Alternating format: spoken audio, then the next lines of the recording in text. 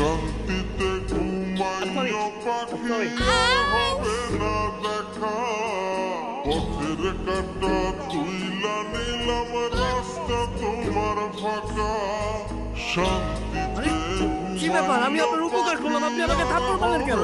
উপকার তাই না? চোখ কি কপালে রেখে হাঁটে নাকি? হ্যাঁ, দেখে শুনে হাঁটতে পারেন না? তোরা এই বল না গলাতে, হ্যাঁ? তুই দেখছ না এই গ্রামের মেয়েরা কেমনে চলাফেরা করে? শোনো বাবা, আমি হচ্ছে এই গ্রামের সবকিছু। আমার যেভাবে খুশি আমি সেভাবে চলবো।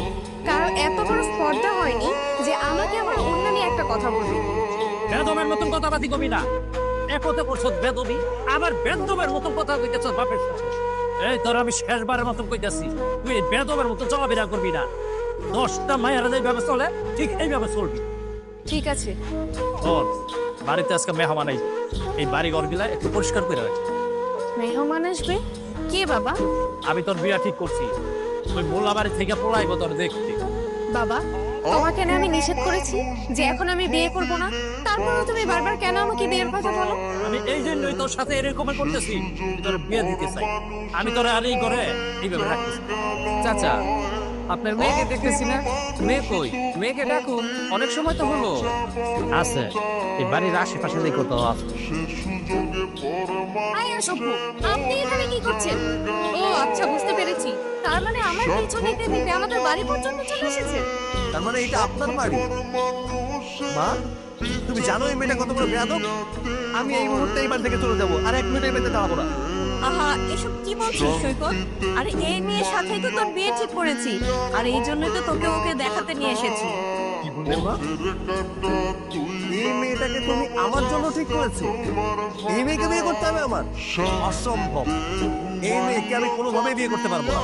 এই শোন, তোরে এতক্ষণ অনেক সম্মান দিয়ে কথা বলছি, কিন্তু আর একটুও না। তোরে এখন থেকে আমি তুই বলে সম্বোধন করবো। আর তুই কি আমার বিয়ে করবি না? আমি নিজে তোকে কখনো বিয়ে করবো না। মা, দেখেছো কত বড় বেয়াদব?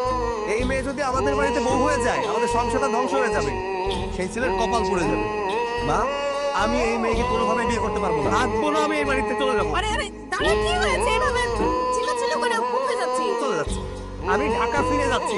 এই বাড়িতে আমি থাকবো না, এই মেয়ের সাথে আমি সংসার করবো না। আহা, কি হয়েছে সেটা তো বলবে আমাকে। কি হয়নি বলো তো? হ্যাঁ, এই মেয়ের সাথে সংসার করা যায় নাকি?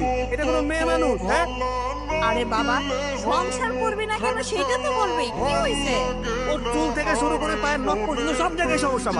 মা, আমি রাত্রেবেলা ঘুমোতে পারি, এখন আমি একটু ঘুমাচ্ছিলাম, হবে না?